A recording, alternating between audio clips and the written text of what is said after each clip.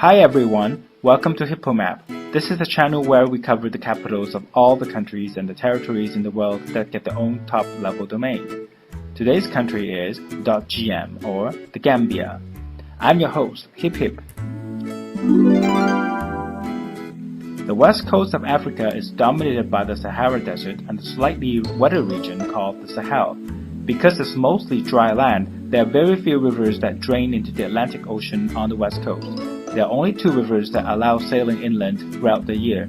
The Senegal River dries up during the dry season. Only the Casamance and the Gambia rivers are navigable year-round. The river gives rise to this unique country.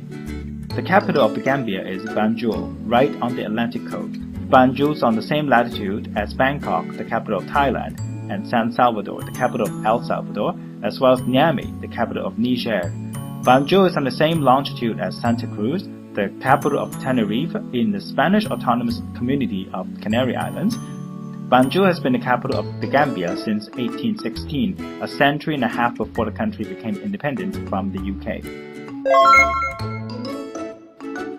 Like many capitals in Africa, Banjul was a result of colonialism. One rule we must keep in mind: estuary minus delta times island equals European colony.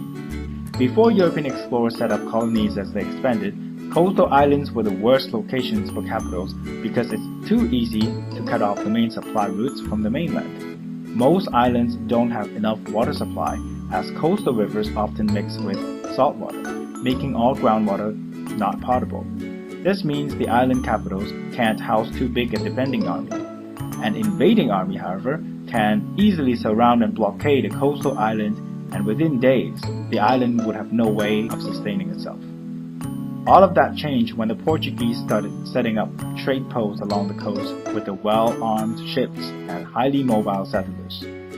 European ships just brought in more supply onto the island if needed, and the indigenous people couldn't reclaim the island by sneaking up onto the city walls that would easily be spotted across open waters. Islands in the deltas of rivers don't make good ports as they're too shallow. The river keeps depositing sand and mud along the shore, making it difficult for bigger ships to dock. Banjul, or Bathurst, as it was known before 1973, wasn't the first European trade post on the Gambia River. The first European settlement was further inland. As time marched on, newer settlements were built increasingly near the ocean. In 1651, the Lithuanians. What, the Lithuanians? Yes, the Polish-Lithuanian Duchy of Courland set up a trade post at Fort Jacob on an island that is naturally protected from the Atlantic storms. 10 years later, the British settled on Dock Island near the mouth of the river. 30 years later, a new port was set up right at the mouth of the river, which is now Banjul.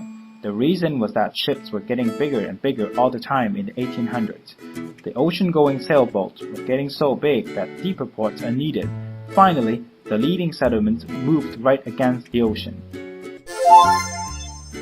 Gambia used to be part of the Mali Empire, a large kingdom that spanned from the 1200s to 1600. The Mali Empire flourished on cross-desert trade routes.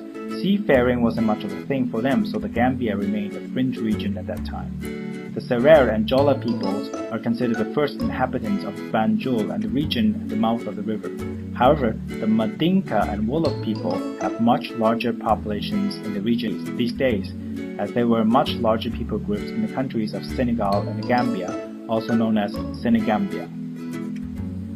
Serer and Jola, the indigenous languages of Banjul, are in the Atlantic Congo language group, while the majority languages of Mandinka and Wolof are in the Mande language group. Both language groups belong to the larger Niger-Congo language family. Banjul is a tiny island separated from the mainland by a marshland braided with many streams. Serekunda on the Atlantic coast is now the country's largest city, and is pretty much a suburb of Banjul on the other side of the marsh. The two sides form the greater Banjul area with 340,000 people. 90% of the population live in Serekunda. Banjul functions pretty much like a downtown of the region. Bara, a tiny town that sits on the other side of the Gambia River, is also very important, and had been since colonial times. Even though it's only 35 minutes away by ferry from Banjul, Bara town is culturally very different. The Serer language is spoken there. This impressive arch is a prime landmark and gateway to the city. It commemorates the coup by Yahya Jammeh that overthrew a democratically elected government. It happens that another election just took place last year, but Jammeh didn't recognize it until a few days ago. A number of African countries worked together to resolve the situation, and finally Jammeh fled the country. The building is called Arch 22, named after the coup on July 22, 1994, and ironically, his dictatorship came to an end after 22 years. As we speak, the Gambia has just gone through a political crisis, and hopefully things will settle and the country will finally return to a path of peace. So here we go, the Gambia, our second episode. Thank you very much for tuning in. I hope you'll subscribe on YouTube and follow me on Twitter. I'm a big fan of geography now, so I'll be matching Barbie's country list from now on. Hopefully he doesn't mind. Thank you very much and see you next time. Bye-bye.